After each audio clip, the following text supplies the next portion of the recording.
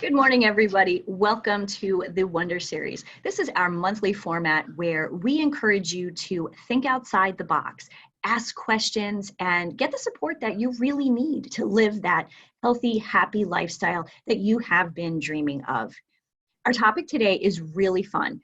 In the spirit of Valentine's Day, which is about love, we are going to be talking about how do we cultivate more meaningful life, long-lasting relationships. For those of you who don't know me, I'm Denise Stegall. I am the CEO and editor of Living Healthy List. And this Wonder Series is something that we do for our audience to give you a place really to communicate and to find a community where you can ask questions, to feel comfortable, and really to feel like you're part of a community. Today, I am joined by two special guests. My guests today are Lori Bryant Woolridge, or Lori BW as I always call her, and Tracy Seider. Lori, if you would, tell us a little bit about who you are and what you do, and yeah. Okay.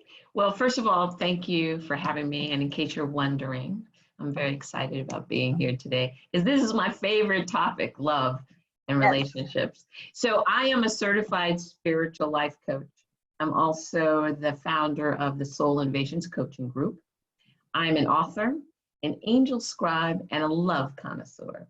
And what I really mean by that is that for as long as I can remember, I have been curious about and enamored with and enticed by and an enthusiastic explorer of love in all its different forms. So that has led me to, like I said, explore it, meditate about it, to study it, to write about it, and teach about it, and now coach about it. Yep. It's also opened up my yogic powers of clairaudience and clairsentience and my intuitions to the point that I can now channel and interact with the angel realm, which is kind of awesome because I receive messages and guidance and divine truth about these topics that all of that combined become the underpinning of the information that I share all over. So I specialize in next level coaching, which is because of the upper level up there information, designed to help women and millennials kind of really understand and make the mind, body, soul integration when it comes to love and relationships. I've spent 12 years coaching women on how to fall in love and create loving, healthy, sustaining relationships, first with themselves and then with other people. So that's what I do. I use basic, universal, and spiritual truths.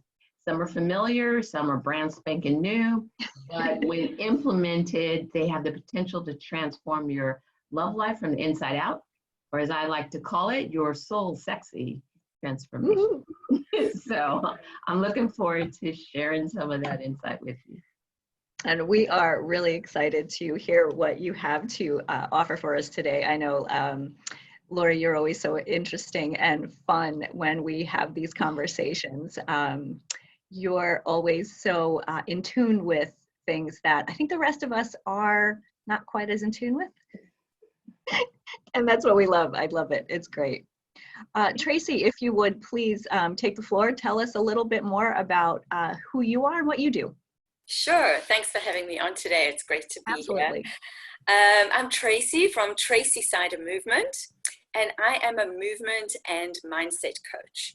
So what this means is that I help all people, but my focus is on perimenopausal and menopausal women. That's from early 40s up, lose the body aches, belly and blah mindset, and perhaps even sneeze pee. So basically, I help you to feel and look awesome through your third age without spending hours at the gym doing endless Kegels or worrying that you are not aging well. So I guide women who want to age well. While this may mean different things to different people, the common thread is self-love first, which is why I'm so excited about this conversation. My approach teaches you to find and step into your physical, emotional, and spiritual power and alignment, because it's all interconnected in order for you to truly soar. The longest lasting relationship you are going to have is with yourself. So let's try and make it as meaningful, joyful, and juicy as we can. That's what I do. Oh, I love it. I love it. This is going to be a fun conversation. Awesome. Well, so let's just dive right in. The question we want to answer, the questions that we're wondering about, how do we create these, more meaningful, lifelong, real lasting relationships? We talk about relationships with ourselves, with our friends, with our families, our partners and spouses. They're all types of relationships, and they're all important. So in answering the question, let's start to answer the question. So Lori, if you would, in your realm of knowledge and experience, how do we do that? How do we start creating and cultivating these relationships that really are meaningful and touch our soul and help us to live that healthy, happy life that we're all dreaming of? Yeah, it's funny, isn't it, how love is that, and relationships are such the one thing that we all relate to and all want and all desire. But what's so interesting about that, we're always looking for relationships outside of ourselves. And the truth is that in order to foster fantastic, loving, sustaining, healthy, blissful relationships that we're all looking for with other people, we have to start with self first. It is absolutely imperative. It is the key, the foundation, the cornerstone, whatever else you want to call it. People think that our personal growth is an individual journey, when in actuality, your whole soul's purpose is to connect with other people in joyful, loving ways. And it's through those connections that we learn about ourselves. And that's how we foster these great relationships. So it's always got to start with self, always. I love it. And you're right. It's probably the one relationship that we tend to put off, and I think, we say this all the time. As women, we're always taking care of everybody else and trying to make sure everybody else is taken care of. And then our relationship with ourselves kind of gets put on the back burner. So when we talk about relationships and we're talking about love, I know you always say this, it's the one thing we want, but we understand it the least, and we're afraid of it the most. Yeah. Why is that? Well, it's think about it. When we drop down, and if you will afford me the universal truth to operate under right now, that we are a soul, spiritual soul having a human experience. Mm-hmm. So the idea is when we drop down into our world, this human experience, love is kind of a given, right? We have, parental, familial love. We're taught that we're supposed to love God in whatever way and form that your people do. But it's like water. It's like air. It's like there, but we take it for granted. And we accept whatever quality of love we receive as given. And the truth is, the way that you are exposed and the experience that you have with love from the very get-go is dependent on how the people in your lives experienced it. So however you experience it, positive or negatively, that's how you accept it. Mm-hmm. And we never look to understand what love is about. We never look to understand what its true purpose is in our life. Or can we change it? Or how do we impact it? So yeah, love is that thing that we all want. We crave, just like water and shelter and air. But we understand it the least, and it is the one thing universally, no matter if our relationships with love are positive or negative, it's the one thing we all fear. Because if we have a great experience with love, we're worried about losing it. Mm. We're worrying about what it goes away. Will I ever have it again? Whatever. If we haven't had a good relationship with it, we worry about it. Will I ever have it? So I always say that love becomes a 4-letter word in everybody's life, whether it's, warmth and of course, I can't think of any 4-letter word right now. But, you know, on the negative side, it can be pain and hurt, you know, and lack. And then on the positive side, bonding and unit and all those good things. But so fear is the one word we associate the most with love. And guess what's the word we associate the least with love? Love. Self. Self. When we think of love, we do not think of self. We're coming into Valentine's Day. We're thinking about those of us that have loves, we're talking about celebrating it, but those that don't, we're worried about it, we're upset, we're feeling lack. Lack is always where we view love in our lives, whether we have it and are afraid to lose it or don't have it. And so self becomes that relationship that we really need to foster first in order for us to really grow and do what we're supposed to do here. And so when it comes to relationships, the relationship we really need to foster is with ourselves. And the truth of the matter is we're afraid of love because we think that we are here to be loved. The divine truth is we are here to share love. And once you understand that concept, it turns kind of everything around it. It feels counterintuitive, but when you know that you are here to share love, it's about then growing the quality of your love, your ability. You're not worrying about rejection. You're not worrying about, are you worthy? You're just out there loving. That takes some of that fear away. So that's an important thing that we have to understand. It's all about self. It's all about sharing. And it's all about the relationships that we have come in all kinds of different love forms. We are only concerned with romantic love. And romantic love is tied to ego love. And ego love is the one that's out there looking for you to complete me, you to validate me, you to show me romantic love through gestures that say I'm worthy. What we're really here to do is self-love. And that means we need to romance ourselves in the exact same way we romance other people.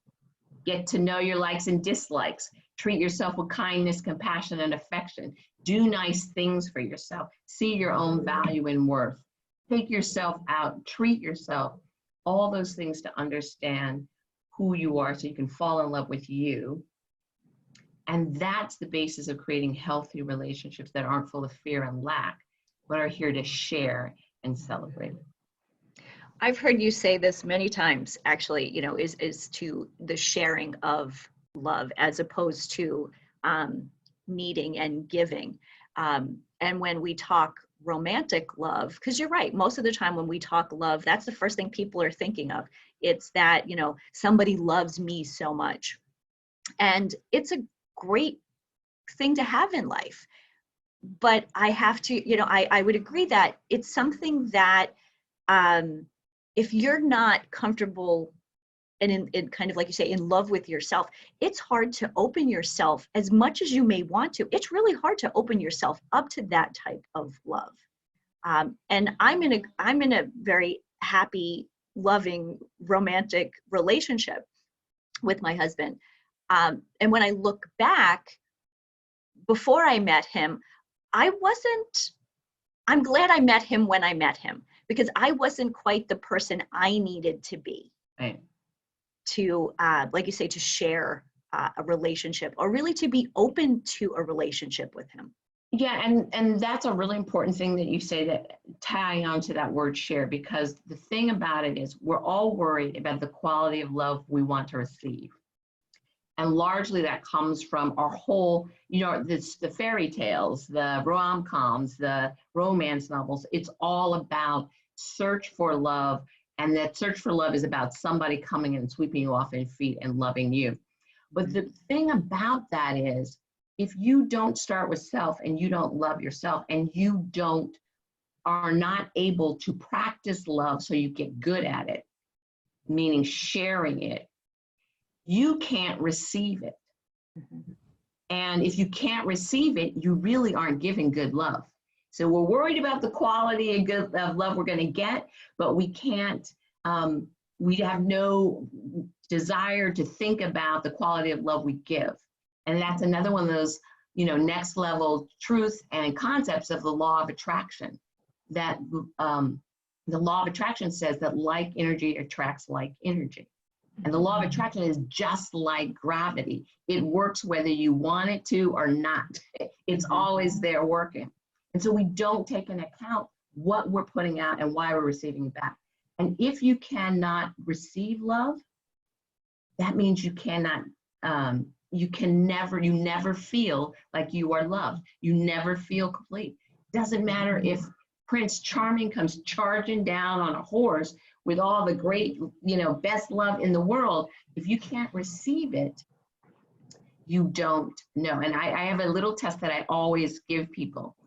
Can you stand outside in beauty, whatever beauty means to you, and stay in the moment and find joy where you stand in that moment? And the least capable you are of doing that tells you a lot about your ability to receive. We know a lot of people that just cannot, right? Can't focus on what's around her. They don't see anything, they don't observe anything because they're so busy in their head, they're so busy thinking, they're busy wondering, whatever. With that little test, what is a beautiful sunset or nature or a bird chirping or whatever it is that but a gift from the universe? So if you can't receive a gift, stay in that moment, you're not open to receiving.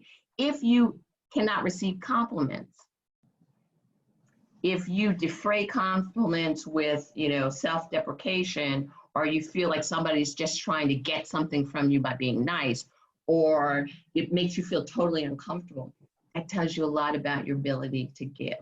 When you're sexual, if you are better or feel more comfortable at giving versus receiving intimacy, that tells you a lot about your ability to receive love.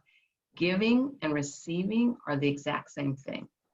You can be the best giver in the world, you think, but what does that end up? You start feeling like you're victimized. You start feeling like I'm always giving and nobody's ever given back to me and all that kind of stuff.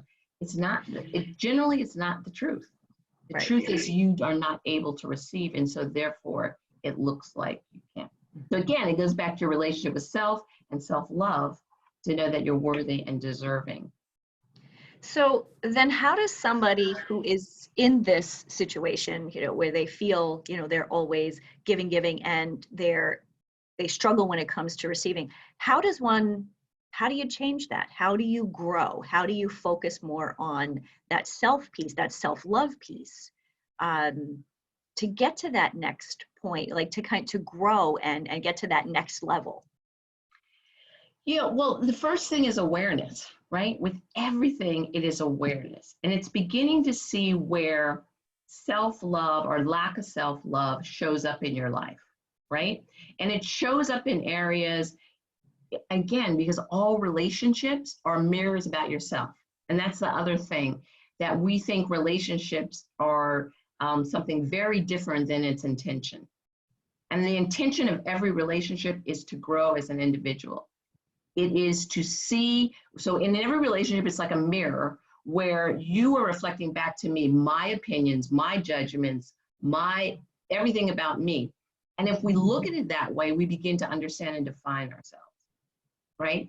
So when you look at the ways that the lack of self-love shows up, inability to be yourself, authentic self, a willingness to settle for things that you don't really want, or you're afraid to voice your desires because you're afraid they may walk away. Sabotaging yourself, self-doubt, people-pleasing, all those ways how we have very little regard for ourselves and our needs and our wants, and how that shows up. So the first thing is noticing where they show up in your lives, where they show up in your relationship. And then the second thing is noticing them, and then I call it tying it up, right? What are the behaviors that are associated with that? So if you're people pleasing, looking at all the behaviors, now what is the thought that's behind those behaviors? If I don't please you, you're going to leave me. What is the intention to make you stay in my life? And what is the emotion that is surrounding that? And the emotion is often, I don't feel good about myself. Yeah. And now you have your thought, your intention, and your emotions all tied up into your behaviors. Then how do we look at that? How can I look at my thoughts in a different way? Right? How do I change the perspective? Mm-hmm. So what is the evidence? So it's kind of all those things, and we could go on and on, but it's understanding, kind of tying things up, understanding, changing perspective, because in changing your perspective, you see yourself and the world differently. The world never changes. It's only how you see it. Yeah, I would agree. Yeah, perception is such a big part of what we experience in Right. our lives and in our relationships. I would agree. Just to tie up, I do know that I do want to ask about your Soul Sexy transformation program, because I know that's something that that you have created to help people to kind of get to that next step. You can tell us a little bit about that.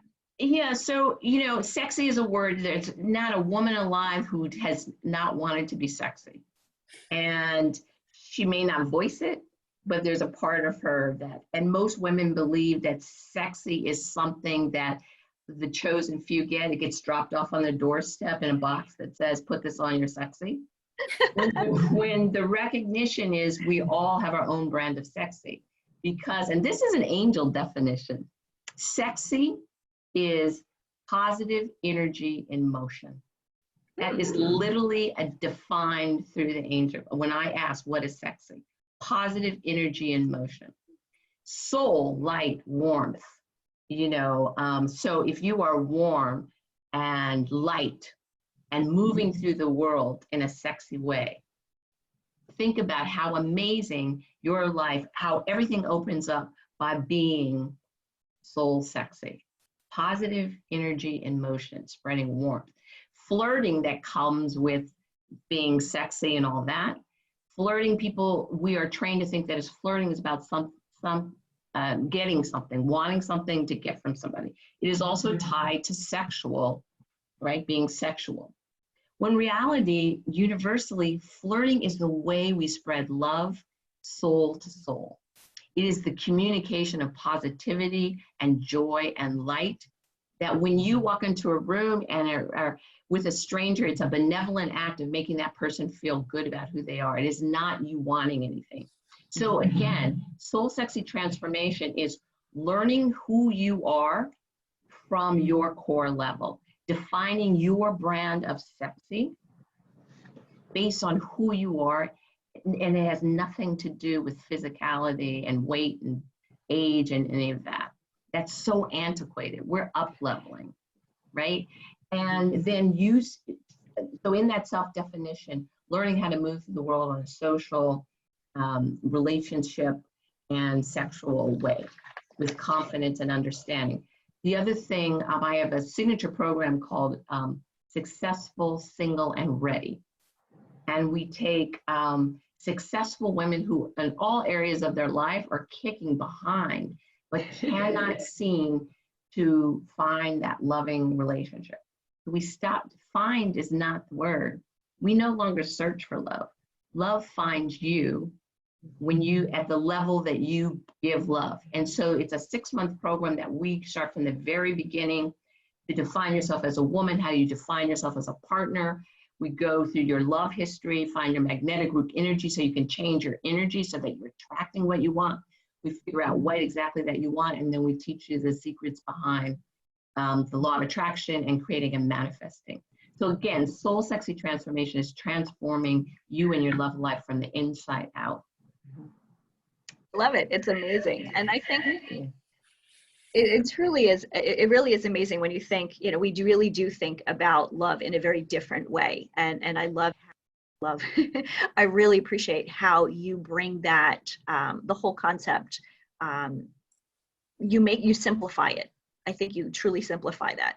And we're all looking for happiness. We're all looking for health and that ultimate lifestyle, that ultimate life that, we've all been dreaming of. And maybe we've all been dreaming of maybe we've been dreaming about it incorrectly. Yeah, and I think what people, and especially women, don't really realize is that we think that love is something that happens to us.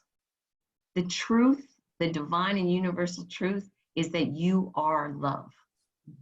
You are loved. And as you move around the world in a soul sexy way, positive energy and motion, spreading warmth and joy, you will attract the same. So it's much more empowering than women think we are supposed to be picked for somebody to love us. If we love ourselves and develop the relationship with ourselves, law of attraction, everything else will bring to us exactly what we want. Thanks, Lori. You're welcome. So we're going to transition a little bit. We're, talking love, we're talking relationships, and we're talking self-relationships too. Tracy, tell us, in your realm of love and self-care and self-love, tell us a little bit of the backstory about what you do and how you help women with loving themselves and finding that or creating that relationship. Thanks, Denise. I first wanted to say, Lori, just love everything that you said, okay? And your piece about positive energy in motion absolutely speaks to me and speaks to the work that I'm doing. So I think it's an awesome segue, because what I'm talking about is motion. We don't give motion much thought, but it's a huge part of who we are as human beings. Two of the most fundamental things that define us as human beings is our ability and requirement to A, move, and B, think. And we generally don't give either of those much thought. We're just caught up in our lives and stresses and demands and jobs and children. I know certainly that was the case for me.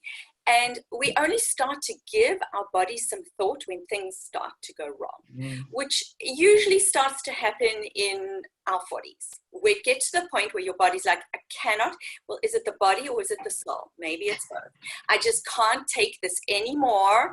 I am giving up. And that usually manifests as a few things: pain, back, hip, neck, shoulder, foot. Pelvic issues often start to come out for women during perimenopause years. Bladder pain, pelvic pain, prolapse, leaking, and then of course weight gain, which usually starts to inch up, from our mid-40s. And I know this was all a reality for me from about the age of 43. And I'm now 50, and I like to think that I'm started to turn that around. The next step is Lori's step.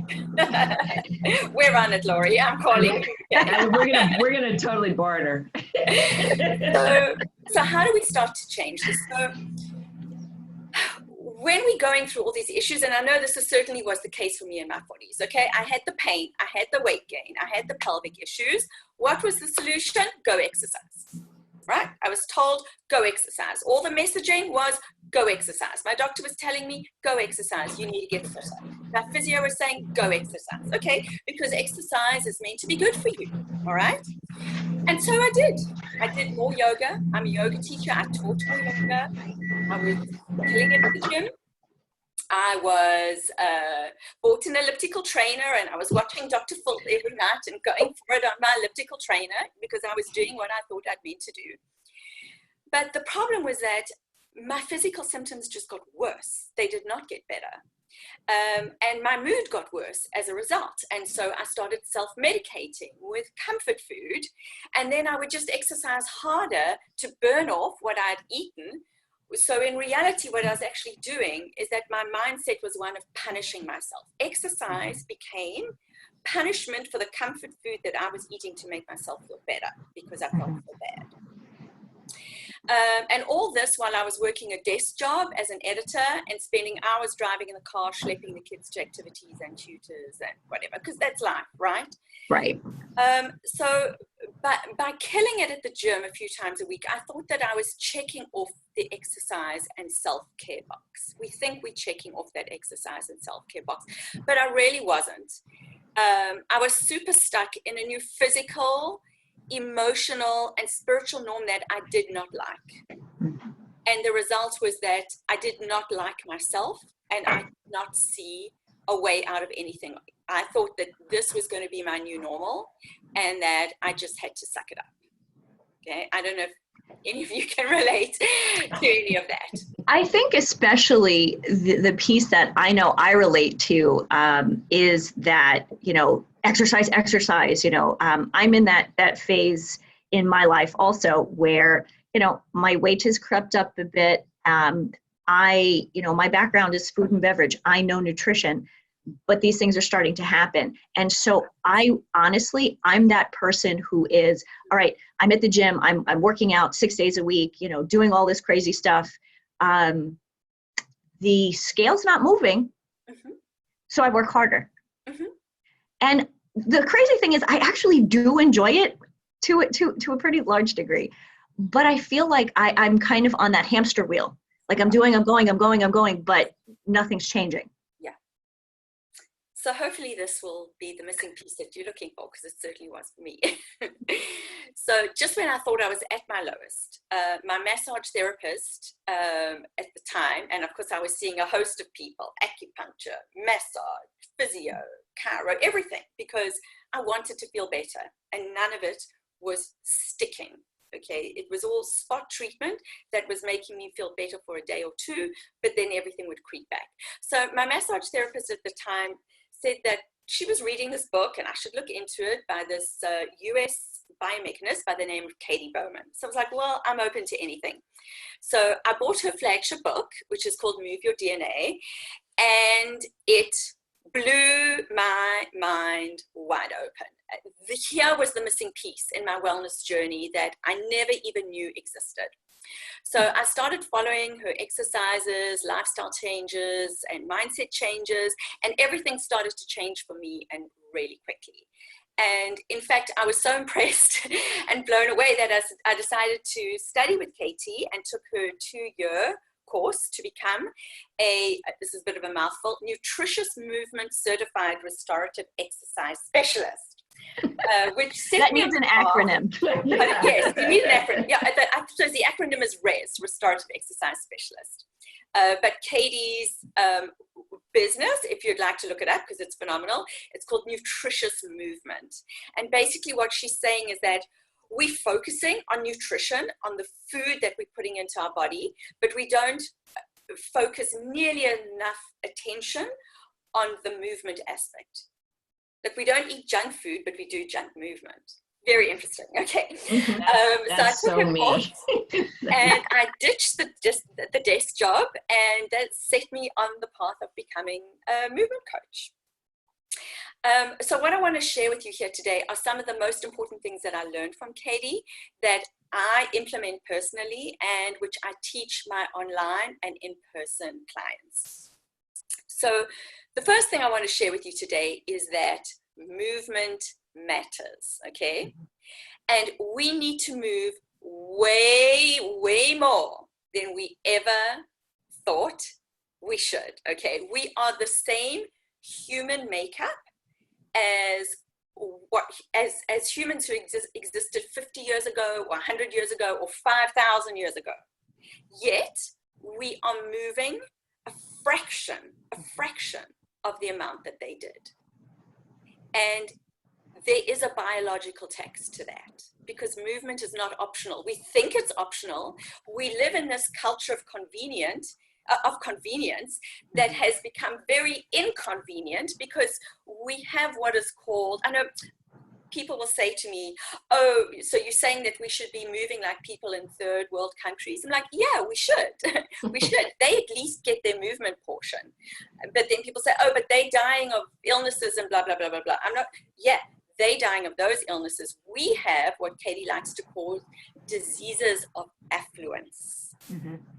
Our cardiovascular disease, our diabetes, these are all diseases of affluence because we are not moving. Yeah. We are sedentary. And in fact, in my mind, I was like, how dare you call me sedentary? I go to the gym 4 times a week. I'm not sedentary. Well, interesting, in terms of a biomechanical perspective, the way it's classified, they're sedentary, which means you like literally are couch potato.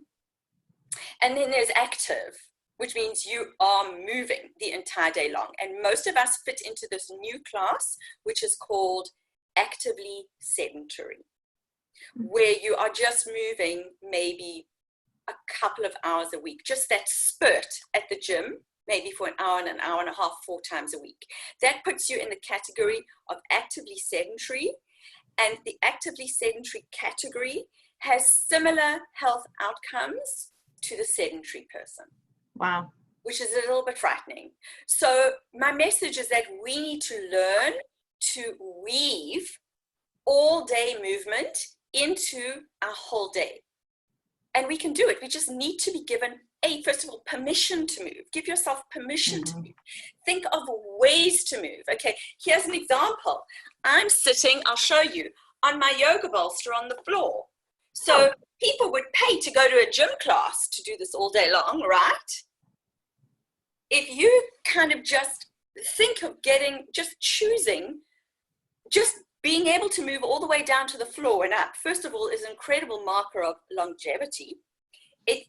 It's using muscles, it's giving you range of motion. That's a super easy thing that you can put into your day, is to have a dynamic workstation. Because and also a lot of people will move to say, oh, sitting's the new smoking, so let me get a standing workstation, but then they'll stand all day, which is still sedentary. We want dynamic, we want dynamic, that's the key, okay? Sorry, did you have a question, Denise? As soon as you said that, I said, oh, that's me, I have a standing desk. And then you are 100% right. When my desk is up, I stand. And I'll stand there for 4 hours at a time. Well, maybe not.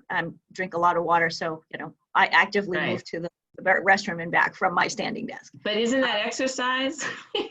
That's what I know. What, going to the bathroom? Sure, it can count on your Fitbit. No, the thing is, so what I do. It's a squat. Sorry? I said it counts as a squat. Yes.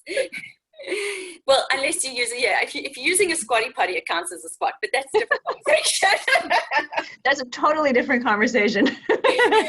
But it does fit into this whole thing for sure, because we should be squatting more. The point is, we want to move. If you just take 10 minutes out of that hour, it's better to move 10 minutes every hour. Just find some movement, just change to a seated position, then stand. So in my seated work position, I can do all sorts of different movements. And I know when I started doing this, my daughter said to me, oh, isn't it uncomfortable to sit on the bolster? And I'm like, yeah, it's really uncomfortable. But that means I'm changing position every couple of minutes, as opposed to just sitting in a comfy chair for hours and hours a day. And in terms of my standing workstation, I have exercises that I am doing while I am standing. That makes a lot of sense. That does make a lot of sense. If you're standing there, why not? I can see myself now just standing doing, just tree pose. That would help. Right. Yeah. Yeah, and that brings me to the next point. Okay, is how are you standing? Is the way that you stand causing more harm to your body? Because the next point I wanted to say, okay, so sorry, let me just go back to the first point, that movement matters. That was the first point. Mm-hmm. Movement matters. We need to move way more. Park your car, furthest parking you can. Every step counts. This is the message, is that we think that in order to move, you have to have on Lululemon clothes with a Fitbit and monitor your heart rate. Now you exercise. No, it all counts. It all adds up and it all counts. So give yourself permission to be creative. Take the stairs. Park furthest away.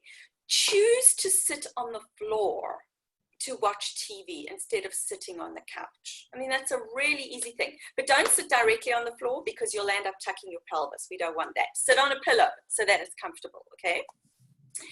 And then the exercise, I'm not saying don't exercise, but understand that as human beings, we live in this macro category called movement. And that exercise is just a little pie in that bigger piece. Mhm. So exercise is the cherry on top of the all-day movement that we should be getting. So that's what I wanted to say about that. Now, in terms of the standing, the next important point is that alignment matters. Our alignment matters, okay? Our skeleton should look like, can you see Skelly in the corner there? Hiding behind. Yeah. Our skeleton should look like the skeleton in your doctor's office. That is anatomical neutral.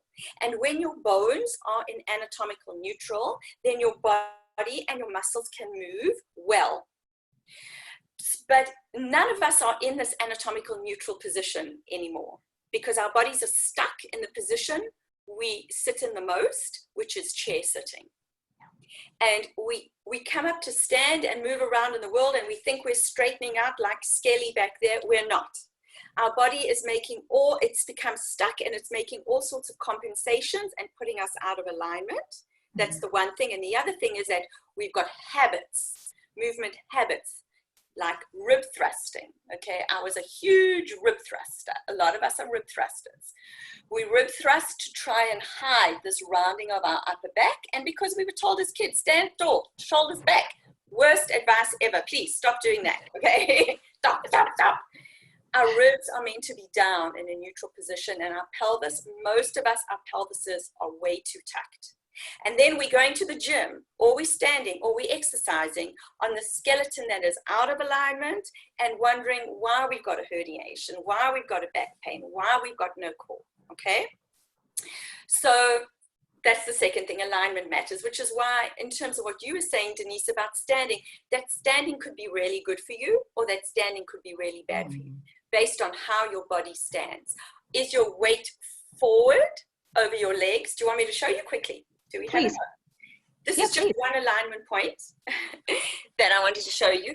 Many of us are standing, just move my bolster out the way, standing kind of tipped forward a bit like this. I'm exaggerating. Where the line of our leg is diagonal. What we want to do when we stand is we want to get our weight back into our heels and have a vertical leg so that the butt is holding us up and not the quads. But most people are sitting here, okay? So your standing could be great, could not be great, depending on how you stand, okay? Right, so basically, like when you think of your joints, your ankles should be beneath your knees should be beneath your hips, kind of. Yes, yeah. Kind of stacked. Right, stacked, yes. And then that brings me on to the third point, because we don't realize that if you try and do that stacking, you're probably going to come up against a lot of tension because your body has adapted to hold you in one position. You're stuck in that position. And what we don't want is to add tension on top of tension. We don't want to force the pelvis into neutral. We don't want to force the weight back in the heels. So this is where the kind of idea of get more of you moving when you move comes in, where I teach a series of corrective exercises. It's like pre-exercise exercise, because we don't even realize where we're stuck or where we've lost range of motion. So I teach these basic exercises that give you strength where it's needed, length where it's needed, release where it's needed, so that your body can find a more neutral position naturally and without tension. And then you move. Wow. Yeah. Wow. So it just blew my mind. And the whole concept as well, the important thing that I learned from Katie, which really blew my mind apart, is that the only thing that I'd ever been exposed to was this kind of reductionist approach where, oh, you've got hip pain, let's deal with your hip, okay? You've got neck pain, let's deal with your neck. No, coming from a biomechanical perspective, everything is connected to everything else. There is fascia, which is like cling wrap that's holding your whole body together. And you can't be Sure, if you've got an acute problem, right, you want to treat that acute problem. But Right. if you're trying to make a global change, it needs to be a whole body approach, because yes, what the foot bone's connected to the leg bone, it's true. It's a whole body approach is needed. So when people come and see me for like back pain, I'm like, well, let's look at your feet, right? And we need to be doing our foot exercises every day, because everything's interconnected, and our feet are meant to be as dexterous as our hands. Right. And I know whenever people have foot issues, they go to the podiatrist and they give them shoe inserts, and which I've had in the past, and really, I think made things worse. So I after spending money on them, I won't wear them. Right. Because they just didn't seem to, maybe in the beginning they seemed to fix the problem. But the one time they didn't fit in a shoe, and I noticed, I actually walk better without them. Mm-hmm. So Tracy, are you saying that 10 minutes an hour of just movement and being conscious of your kind of alignment is enough? It's a good start. No, please tell me it's enough. No, it's a good start. Okay, so start there. Okay. I get it. You have to start. You definitely have to start somewhere. So Tracy, for those of us who are thinking, okay, we need to start doing something differently, what's the one thing that we could start today that you would say, do this starting today? Two things. Even better. The first thing you can do is go to my website, okay, which is tracyseidermovement.com, and you can download my movement manual, where I give you, it's called Learn 5 Alignment Adjustments in 5 Minutes. I give you the 5 main alignment points that you should be aware of, because even just knowing where our bones are meant to be in relation to each other and in relation to space is half the battle. Because I didn't know. I was like, ballet dancers are like slim and look sexy. Let me walk like a ballet dancer. I didn't have a clue. Mm-hmm. Yogis and gymnasts look lovely. Let me arch my back. No, awful. Completely turns off your reflexive core. Okay. Mm-hmm. So just knowing where our body parts should be is half the battle. Okay. So you can go to my website and you can download that movement manual.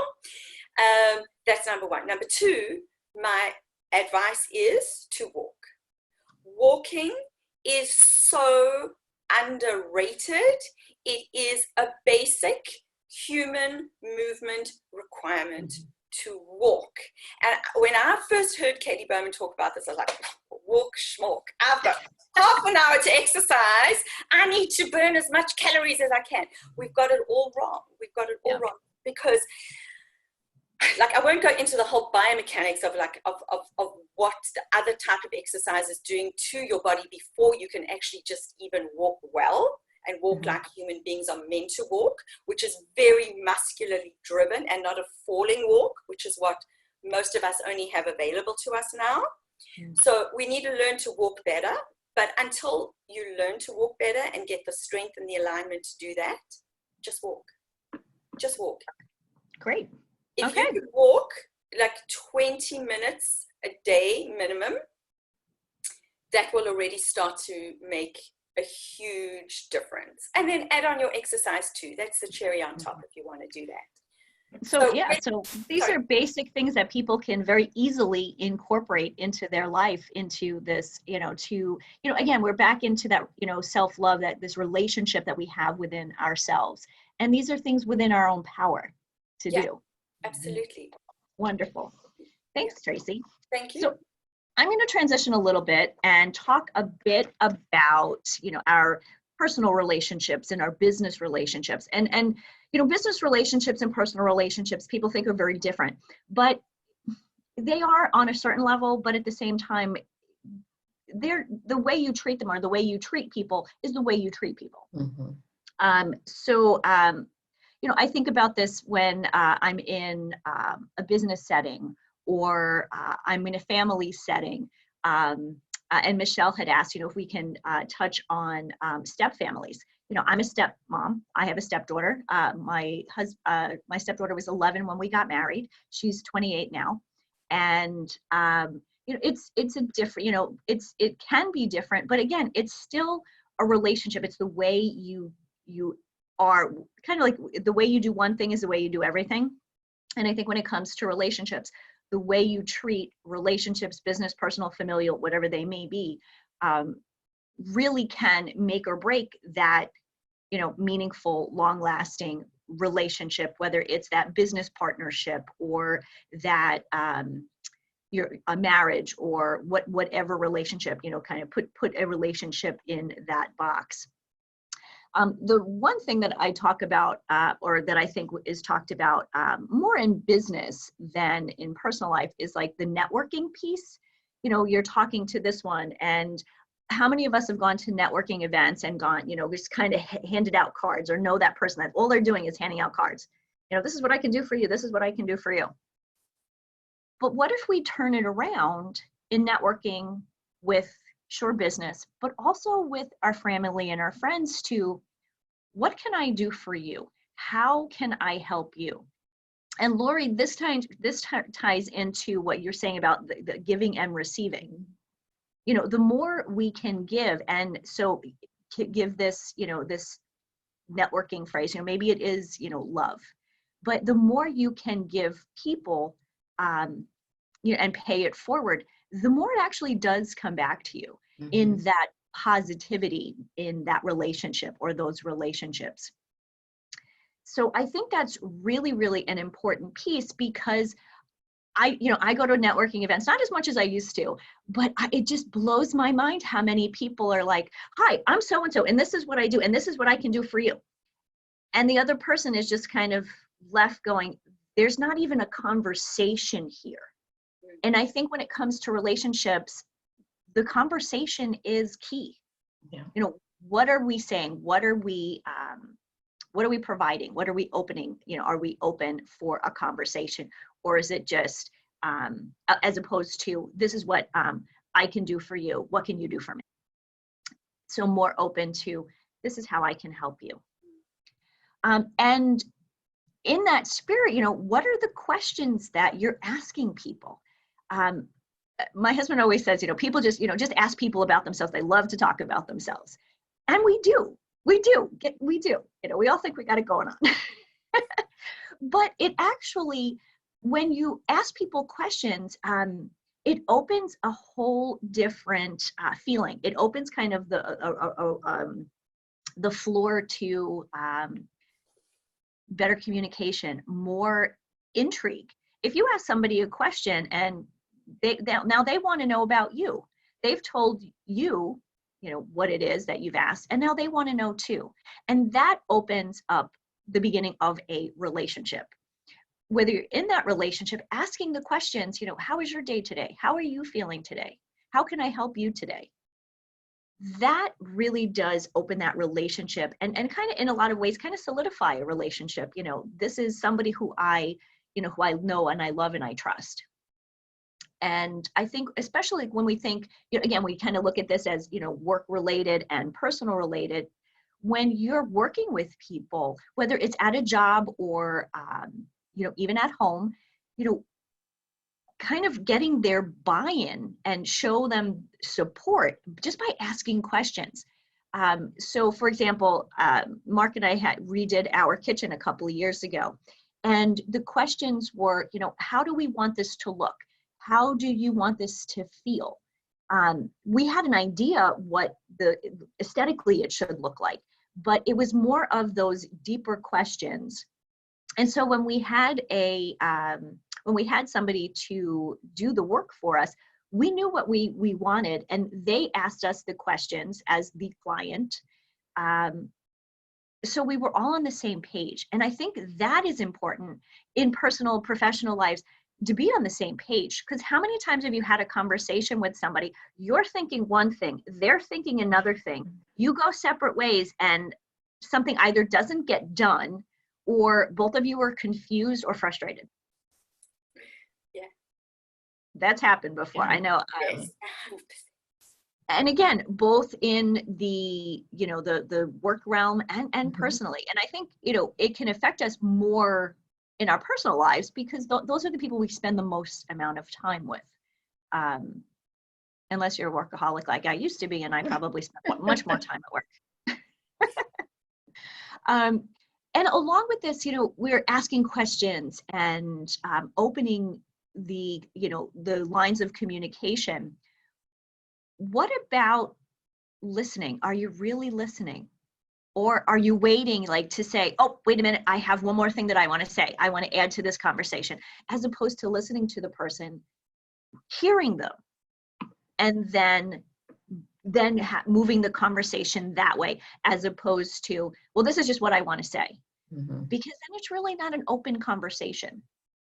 Along with that listening and hearing piece, I think, which is equally as important, is body language. I had a boss who used to stand like this all the time. And she was a nice person. She was a good boss. But truly, the way she stood with her arms crossed, very kind of strong and, I'm the boss kind of person. Even when we were having a conversation, it was really hard to understand that, or truly to feel that she was really paying attention and that she actually cared about what I had to say. And so that could lead, just the body language alone says so much. And we've talked a lot about body today and movement. And just, how is it, just standing like this all the time, nice face I put there, is really, it says a lot about who we are. It says a lot about how we're listening and how much we care about what the other person has to say. So kind of to wrap up pretty here in a minute or two, the last few points that I have when it comes to these, comes to relationships and talking and communication, truly it's all about open communication, listening, understanding, having empathy for the person that you're talking with, friend, family, foe, because we have those people in our lives too. It is what it is. And I would always say to spend less time with those people, but sometimes they're actually family. And and many times there's actual soulmates, but that's a whole difference. Mm-hmm. Right. And so, that having that, empathy, I think is really important, because if you feel you're being heard, even if things don't change right away, you're making that next step. You're taking the next step, or a next positive step in a relationship, and building a long-lasting, meaningful, loving relationship. I think one of the things that people forget about in relationships is, even with personal relationships, there are boundaries. Sometimes we think, with the people that we know and we love very well, we can say anything to them. Possibly, but I think even with that, there are boundaries that we need to adhere to. And sometimes it's just the words that we use. Maybe it's not the right time to say the certain thing that you want to say. Most of the time we think boundaries are, more things like, I'm a touchy-feely person, I'm a huggy person, I'm not, I'm an introvert, or I'm an extrovert, and we need to take that into consideration for sure. But the boundaries that I think people stop thinking about, especially when they've been in relationships, whether, again, it's work relationships, you've been working with people for a long time, and you feel you can say what you need to say to them. The words that you choose are important. They really are essential to creating a stronger relationship, or they can break a relationship. How many times has somebody said something to you that you felt was really hurtful? They thought they were helping you, but that's the relationship kind of deteriorated there. Mostly because the person who felt hurtful didn't say something. The person who said the thing didn't realize or didn't understand the boundary in which that relationship that relationship actually had. And I think that happens a lot. But I think, again, relationships are about communication. And those are the things that we tend to shy away from. We'll ignore it. We won't say something. Something bothers us about a friend or in a relationship, a family member, and we just kind of say, oh, it's not worth going there. But that communication really is essential. And I think probably the thing that's missing most in relationships is just a good old thank you. Feeling, saying, just saying the words, thank you, I appreciate you. Thank you for doing that for me. Thank you for thinking of me. I love to send cards and notes and things like that. It makes me remember that people are doing something. If somebody's doing something for me, I really appreciate that. And I want them to know that I appreciate that. And so thank you goes a long way when it comes to those really cultivating strong, loving, supportive relationships. So I think moving forward, communication really is a big piece of it. And as we've talked earlier about, self-care and movement, again, it's a way we communicate, the way we love somebody, the way we love ourselves. It's about communication. And to kind of tie everything together, the last two pieces that I'd just like to mention in all of what we're talking about in relationships is about gratitude and about forgiveness. Forgiving yourself, forgiving others, and having gratitude for everything that you have in your life. So, questions, comments? I think you're absolutely right. Gratitude and forgiveness, kindness, all that stuff, they are really just different sweaters that love puts on. And so when you recognize how incredibly impactful love can be in all these different ways, whether it's a business thing, whether it's, loving your body and recognizing that, it's all love. So it's really amazing. It is. Hi, Hi, Annette. Hi, I really love today's Wonder series. Thank you, Lori, for all of your shares earlier about self-love, because it is the month of love and we do have to start with ourselves, and with the gratitude and with the communication. It's the gratitude. I personally feel that when we're grateful for everything that is in front of us, that attracts more of it. And being grateful for something that may not necessarily seem awesome in the moment, whether it's heartbreak or traffic or whatnot, like there's always something there. And so, back to the law of attraction, or, of bringing more of that into our lives, and how we communicate, especially with ourselves. And especially with the gratitude that we have for ourselves, and being kind with ourselves. And I appreciated what you said, Lori, about the when we're not able to give love. I think that's what you said, that like Prince Charming can be right in front of you, and that you can't actually accept it because you're not able to give it. And so I'm finding that not only is it a two-way street, but the more that I'll speak in I statements, but the more that I go outward of giving love, the more I'm able to receive and be open to it. Mm-hmm. And it creates some vulnerability, which is always a journey in itself.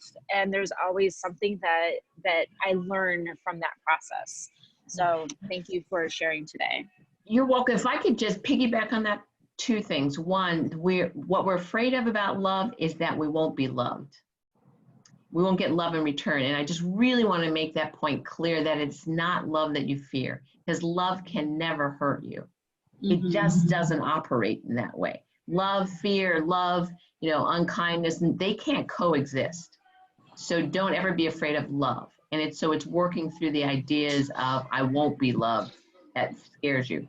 And another thing about the receiving, and even how it shows up in business relationships and the networking that you were talking about, Denise, a lot of people have a hard time networking. And a lot of that goes back to being afraid to ask, feeling unworthy about receiving. Like they'll do everything that they can for another person in those networking situations, but won't ask for themselves or won't network really for their own. So again, that's just another way where you realize my inability to receive is being blocked, that flow. Love it. Thank you for that point. That does make a lot of sense, because I know I've been in networking situations where you're right. I've done and I've given and haven't asked. So thank you. So ladies, Tracy, Lori, if you would, in the notes section, if you could type in your website addresses. I know you both mentioned them earlier, but then I can make sure that everybody gets that in the note section, so we have that handy. Annette, thank you for joining us. I am going to close by saying thank you everybody for participating, for the questions, for this amazing conversation. And I'd love to tell the rest of you who are watching us today to join us again next month. Join us live. We are live every second Tuesday of the month at 11 a.m. Central Standard Time. And our conversation is always about wondering how to do something differently, how to do it better, so we can live that happy, healthy lifestyle that we have always been dreaming of. Thank you so much. Thank you. Thank you.